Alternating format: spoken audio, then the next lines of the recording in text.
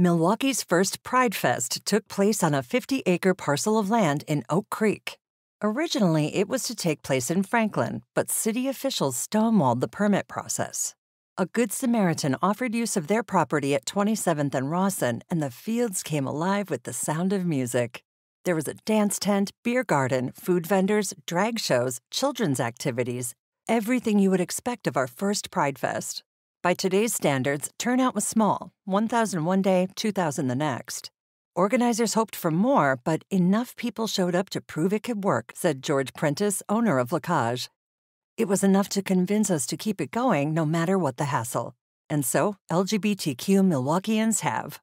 The first PrideFest, held in 1985, was not the first time our city devoted several days to LGBTQ pride.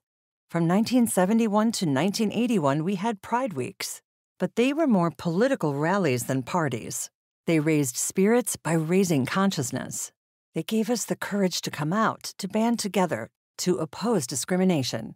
In 1982, we passed the Gay Rights Bill, and in 1983, the Consenting Adults Bill, eliminating nearly all sexual identity-based discrimination in Wisconsin. We were the first state in the nation to do so. On Wisconsin. It was time to celebrate.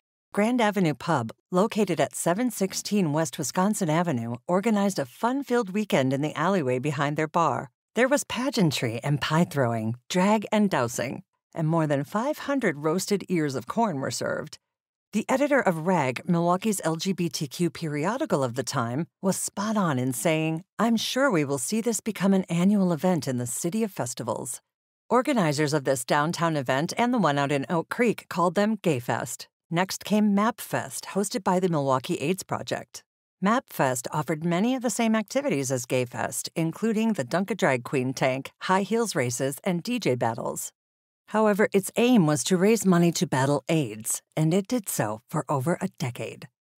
Pride events continued to evolve, expand, and change. They moved to Juneau Park, then Veterans Park, before arriving at Henry W. Meyer Festival Park in 1996. Activism gave way to celebration, and still we led. Nowhere else in the world spent several days celebrating Pride on such a massive scale. And nowhere else will ever match our authentic altruism, unassuming grandeur, and unfiltered pride.